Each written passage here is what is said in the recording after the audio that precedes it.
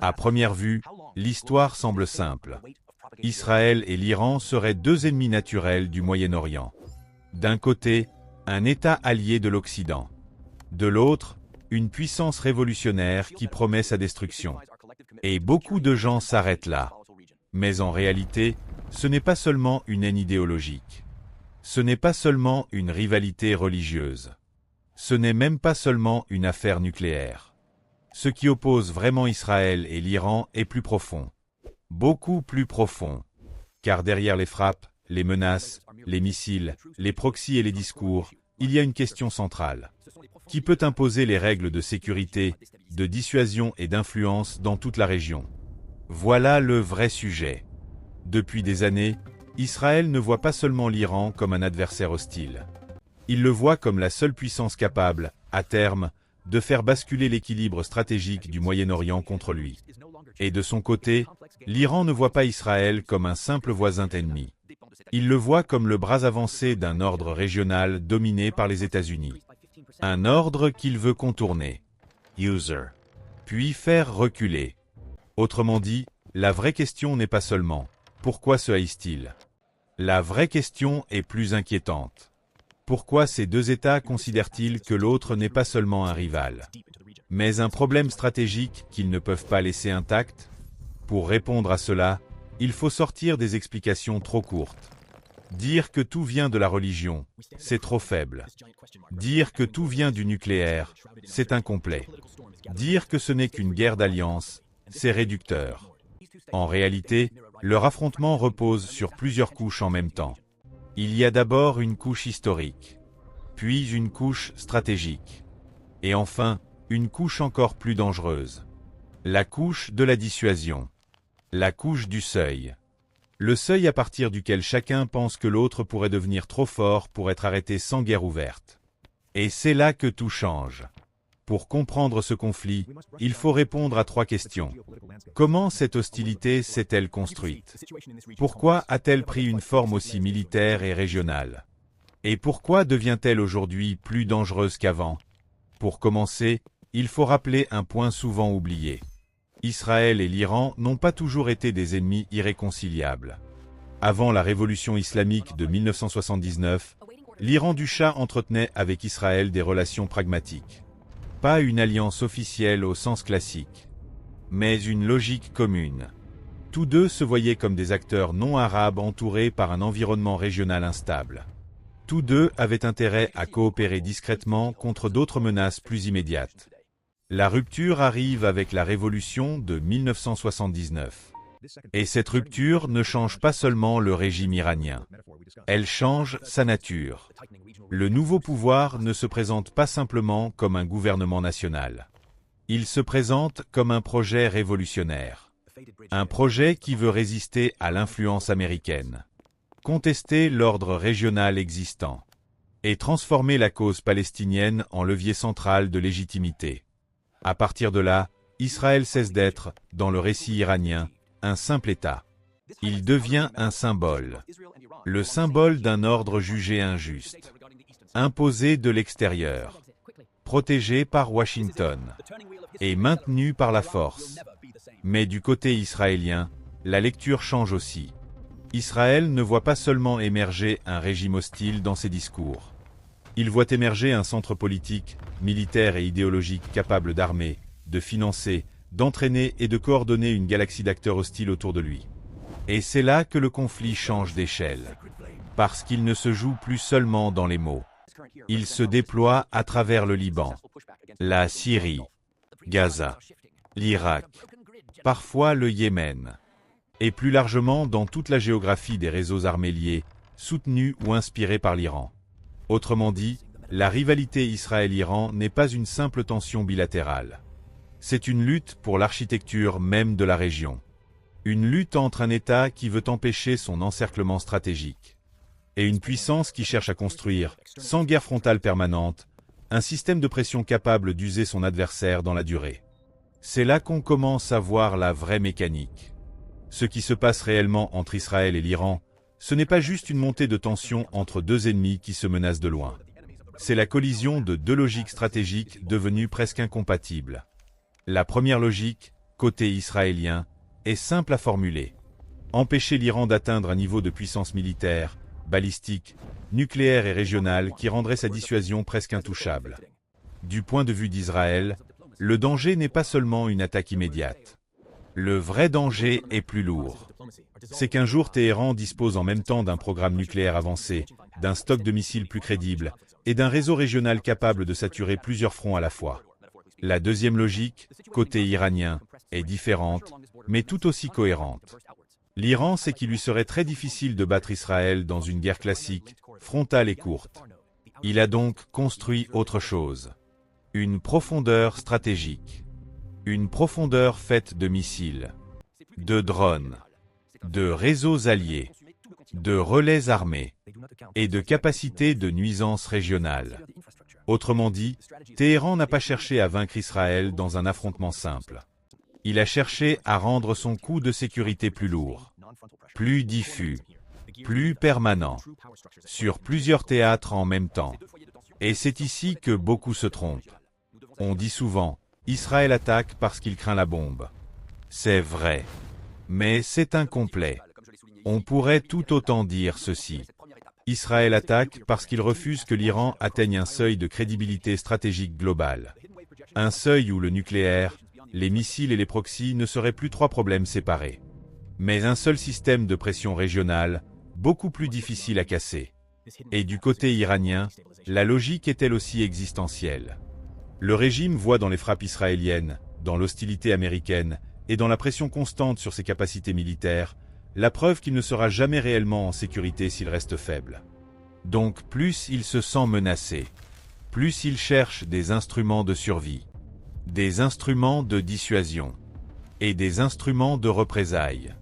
C'est précisément ce cercle qui rend le conflit si dangereux. Pendant longtemps, cette confrontation passait surtout par l'ombre. Sabotage, cyberattaque, assassinat ciblé, frappe discrète en Syrie, pression via des groupes alliés. Mais depuis 2024, cette rivalité a franchi un seuil. Et après la guerre de 2025, cette marge de contrôle s'est encore réduite. La confrontation n'est plus seulement indirecte. Elle est devenue plus ouverte, plus assumée, et donc plus risquée. Voilà ce qui se joue vraiment. Israël veut empêcher l'émergence d'un Iran trop puissant pour être contenu. L'Iran veut empêcher qu'Israël et ses alliés puissent le maintenir durablement dans une position de vulnérabilité. Ce n'est pas seulement un conflit de haine. C'est un conflit de seuil. Un conflit où chacun pense que laisser l'autre avancer trop loin aujourd'hui pourrait rendre la situation beaucoup plus dangereuse demain. Et si l'on veut aller au fond de cette mécanique, il faut la lire à travers trois axes.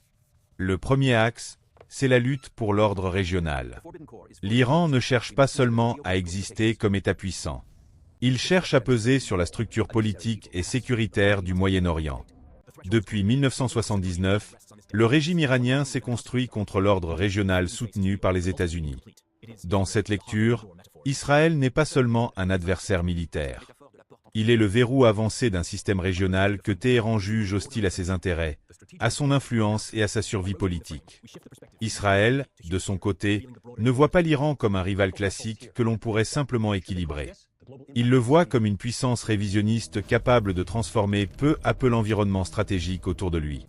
Autrement dit, le premier axe, c'est une bataille pour les règles du jeu. Qui façonne le Moyen-Orient ? Un camp soutenu par Washington et structuré autour de la supériorité militaire israélienne ? Ou un camp où l'Iran impose progressivement sa profondeur régionale et sa logique de pression? Le deuxième axe, c'est la guerre de profondeur. C'est probablement le cœur opérationnel du conflit. L'Iran sait qu'il ne peut pas neutraliser Israël dans une guerre conventionnelle courte. Il a donc construit une autre architecture. Des missiles, des drones, des capacités souterraines, des réseaux armés alliés ou partenaires, des points de pression répartis sur plusieurs fronts. Cette logique lui donne une capacité de représailles diffuse, fragmentée, mais durable. Et c'est précisément ce qu'Israël veut casser. Pas seulement un site, pas seulement un convoi, pas seulement une base. Ce qu'Israël cherche à empêcher, c'est la consolidation d'un système régional où l'Iran pourrait combiner feu direct, feu indirect et saturation multifront. Vu depuis Jérusalem, le problème n'est donc pas seulement ce que l'Iran possède déjà. Le problème, c'est ce que ce dispositif pourrait devenir s'il était laissé intact assez longtemps. Le troisième axe, enfin, c'est le seuil nucléaire. Et ici, il faut être très précis. Le nucléaire n'est pas seulement une arme possible. C'est un multiplicateur stratégique. Même sans bombe déclarée, le simple fait pour l'Iran d'avancer vers un statut de quasi-seuil nucléaire change la manière dont Israël calcule le risque, le temps et la liberté d'action. Et c'est cela qui rend la situation explosive. Parce qu'à partir d'un certain point, Israël peut considérer que le coût de l'attente devient plus dangereux que le coût de la frappe. Et de son côté, l'Iran peut considérer que plus il est frappé, plus il a besoin d'outils de dissuasion crédibles pour éviter d'être maintenu dans une vulnérabilité permanente. Voilà pourquoi leur affrontement n'est pas un simple conflit de frontières, ni une simple guerre d'influence. C'est l'addition de 3 batailles en une seule. Une bataille pour l'ordre régional, une bataille pour la profondeur militaire, et une bataille pour le seuil à partir duquel la dissuasion change complètement de nature. C'est à cet endroit précis que la rivalité devient presque impossible à stabiliser. Et ses conséquences dépassent largement les deux pays.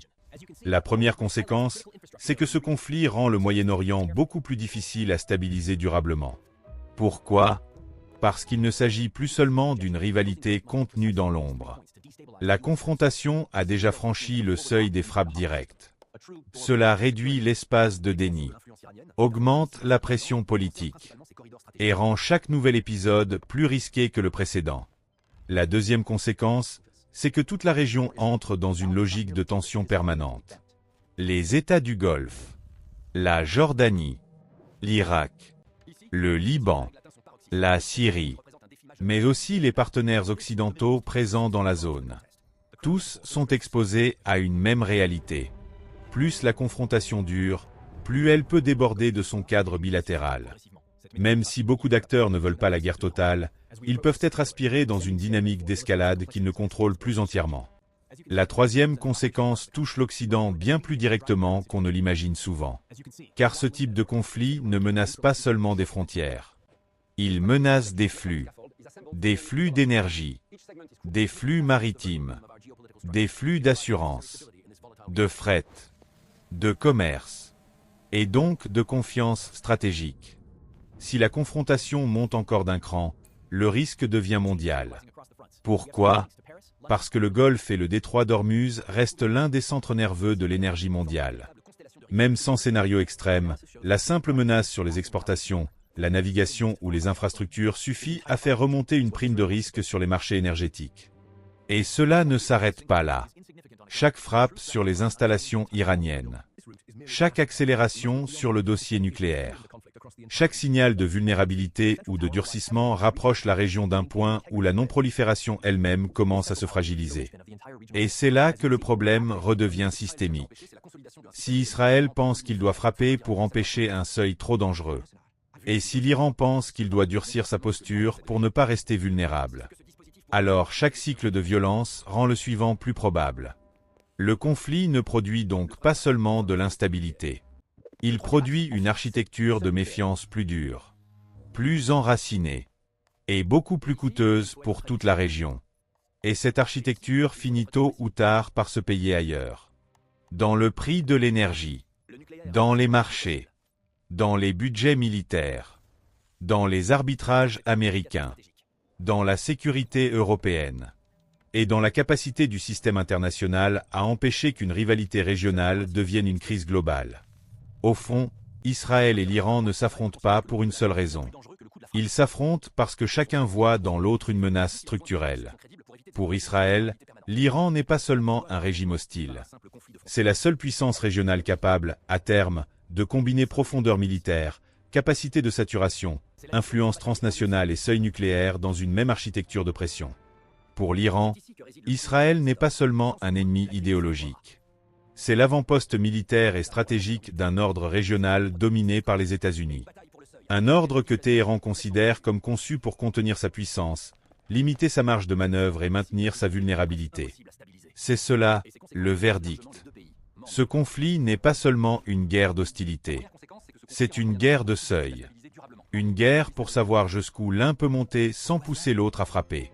Une guerre pour savoir si la dissuasion peut encore stabiliser la région. Ou si elle est en train, au contraire, de la rendre plus explosive. Et maintenant, 3 scénarios se dessinent. Le premier scénario, c'est celui d'une confrontation durable, mais contenue. Des frappes, des ripostes, des sabotages, des démonstrations de force, mais sans guerre totale prolongée. C'est souvent le scénario que les acteurs disent préférer, parce qu'il leur laisse encore une marge de contrôle. Mais même ce scénario reste dangereux, car les échanges directs déjà observés ont réduit les garde-fous et augmenté le risque d'erreur de calcul. Le deuxième scénario, c'est celui d'une escalade régionale plus large.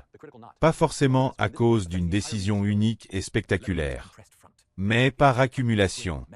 Une frappe de trop, une réponse trop coûteuse, une attaque sur des infrastructures, une extension à d'autres théâtres. Et à partir de là, le conflit ne serait plus seulement israélo-iranien.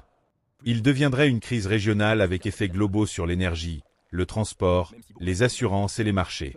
Le troisième scénario, enfin, est le plus lourd à long terme. C'est celui où, même sans guerre permanente à très haute intensité, la région s'installe dans une architecture de méfiance irréversible. Israël se convainc qu'il doit frapper tôt. L'Iran se convainc qu'il doit durcir encore sa dissuasion. Et chaque cycle rapproche davantage la région d'un seuil où la question nucléaire redevient centrale. Voilà pourquoi la vraie question n'est pas seulement « qui a commencé, qui a raison, qui a frappé le plus fort ?» La vraie question est beaucoup plus inquiétante. Le Moyen-Orient est-il encore dans une logique de rivalité contenable? Ou est-il déjà entré dans une phase où Israël et l'Iran considèrent tous deux qu'attendre est parfois plus dangereux que frapper? Et si c'est le cas, alors leur affrontement ne concerne plus seulement deux ennemis. Il devient l'un des points de fracture les plus dangereux de l'ordre mondial.